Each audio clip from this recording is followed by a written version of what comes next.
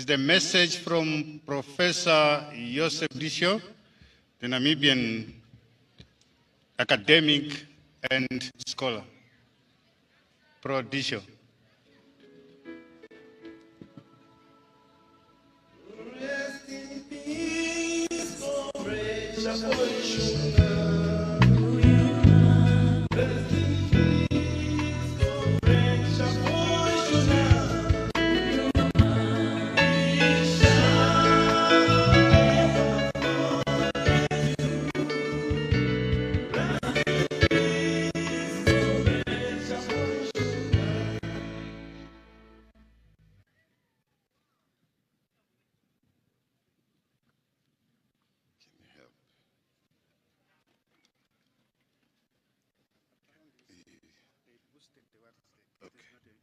I see.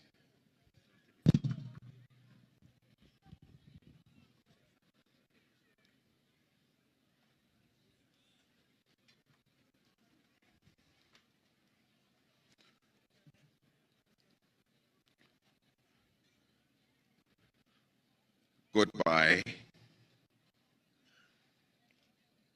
I will come back with independence. Ring the words that were spoken by Samuel, Shafishuna, Daniel, Nujoma. In a very uncertain moment, trying to cross the border between Southwest Africa and Bechuanaland. At the behest of the Overherero Chiefs Council, under very astute leadership of Ombara Hosea Kutako, who facilitated that an unknown person to Sam Nujoma at the time, Ludwig Stanley, would smuggle that Guru Nujoma out of Southwest Africa into Bechuanaland. Distinguished mourners, government representatives, friends, family,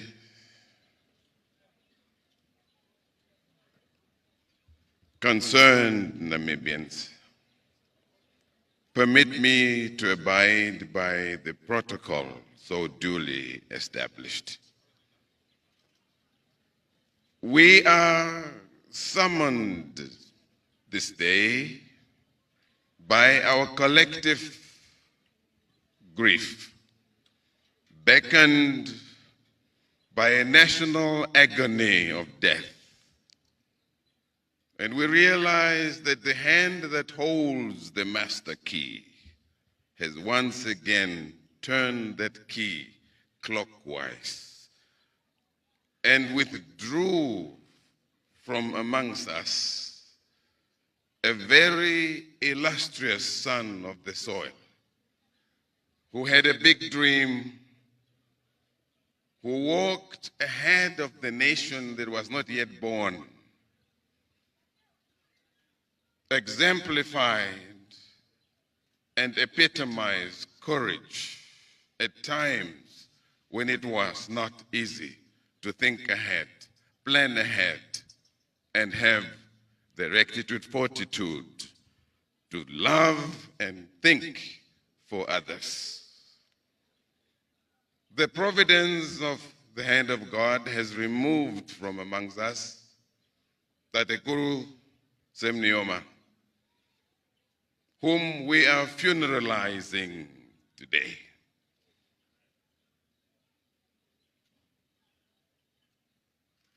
In the providence of God, there are people who come to earth with rare gifts, with rare talents. And one of them, for our purposes in Namibia, is Tatekuru Shafishuna Nujoma. He walked ahead of a nation that was not yet born,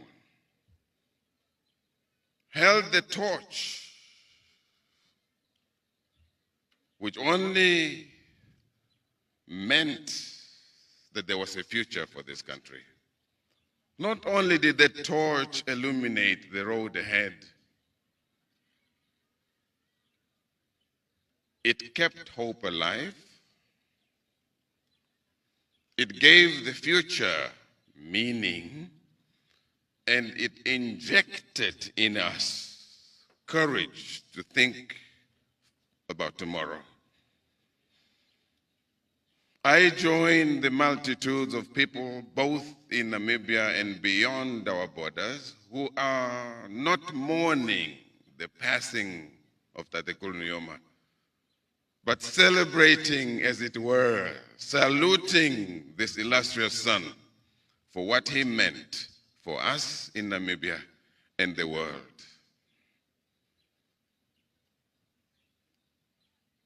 There comes a time when we pause, as we do today, not to cry, not to lament, not to mourn, but to celebrate the illustrious life of this extraordinary human being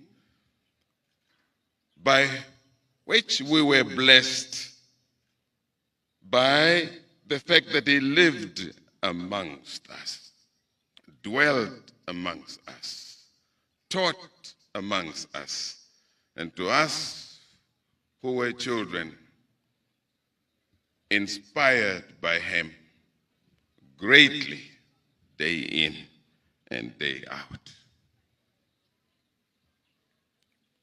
In a moment like this, we pause to remember, if you permit me, the words of one of the most celebrated African-American writers by the name of Maya Angelou, who wrote, "People will forget what you said. People will forget what you did, but people will never forget how you made them feel." So today, we remember how Tatekulu Nujoma made us feel when he struggled to enter portals of the world to represent us at the time when we did not have a name, at the time when our world was symbolized by hopelessness, restlessness, helplessness, and meaninglessness. When we did not have a name, Nujoma went ahead and knocked. My friends, you cannot quite appreciate how difficult it was for him to knock on doors in Algeria, Egypt, Indonesia, and people would come out, these great majesties, swimming in oil and wealth. "Where do you come from?" And he would say, "From Southwest Africa." I said, "What is that? Where is that?" And he would say in a very humble voice, "It's a small country next to South Africa." It was not easy. Yet he plowed ahead, moved ahead, marched ahead, represented us to the extent that if you speak about international law today, Namibia is a living case of international law. We can never forget how Nujoma made us feel. So I'm very, very, very, very proud to be a Namibian, very grateful to live today, to witness the pouring of love and solidarity towards the Nujoma and the Kondombolo families. As you mourn, you are not alone. I can assure you the whole world feels the absence of Tatekulu Nujoma. A great deal has been said about this larger-than-life personage All I can and must do is amplify and punctuate the essence of Nujoma in our life. At times like this, we call to mind what we know about what Nujoma did in the world. At times like this, we call to mind not the mistakes and the errors and the shortcomings that he was accused of. At times like this, we call to mind not his weaknesses and yes, at times, his angry words of admonition by which he taught us to love ourselves more and more deeply. At times like this, we call to mind what it means to be a Namibian. At times like this, we call to mind that which he stood for, that can make us all feel comfortable. You will remember, not only did he mobilize and mortgage international solidarity to know who we are, small as we are, but glorious, powerful. We have moral power. Nujoma carried our name. Nujoma was our face. At times like this, we hear his voice telling us, there is no issue stronger than the tissue of love, no cause more holy than a palm outstretched in the run of generosity. We hear him say, I am not in heaven, I am here, hear me. I am in you, feel me. I am of you, need me. I'm with you, be with me. Only through kindness will you please me. This Nujoma has given Namibia a language that teaches us that at times like this, we need to turn to one another and love ourselves, because that is what Nujoma taught us. You will recall he would say, when a people are united, striving for one purpose, they can only emerge victorious. At times like this, we punctuate, amplify, put the volume up on that which makes us better human beings. We may be a small nation. You see, my friends, I met Tatekulu Nujoma 40 years ago in New York when I was a graduate student at Columbia University. I was taken to him by my political teacher, Theo Ben Gurirap. May his soul rest in peace. And just after independence, I was an international journalist for an American national television. So I came to interview Tatekulu Nujoma. And I interviewed him several times in New York. And when I went to the University of South Africa, UNISA in Pretoria, I, together with our High Commissioner, Shapwa Kaukungwa, orchestrated a visitation by President Nujoma to UNISA in Pretoria. And Nujoma was the first head of state of a liberated African country to address the university community in Pretoria. After that, we subsequently met at different occasions where he was the teacher, the father, and I, the student of politics.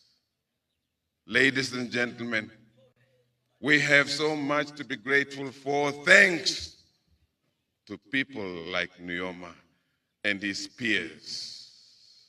We have so much to be proud of, thanks to those who worked with him. I cannot fail to mention the 72 founding fathers and mothers who drafted and crafted for us a constitution which is second to none in the world. Ladies and gentlemen, there is a future beckoning. If you look at Tatekul Nujoma now, he's looking down on us with his signature smile, asking us, what are you going to do to make this country, this Africa, this world better? Again, how do we make one another feel? At times like this, when we have the privilege, when we have the liberty, when we have the freedom, when we have the space, and we have the infrastructure, we have the wherewithal, we have the love, we have the gifts, we have the capacity, and yes, the soil on which to meet. By that I mean, brothers and sisters, try to imagine how it feels to be in Gaza, in Palestine. This is what Nujoma worried about. He would say to us as students, while we celebrate our joy and happiness here, we remember those in Palestine. Nujoma would say, we are a gift of international solidarity. My friends, I do not know about you, but I'm not going to study war no more.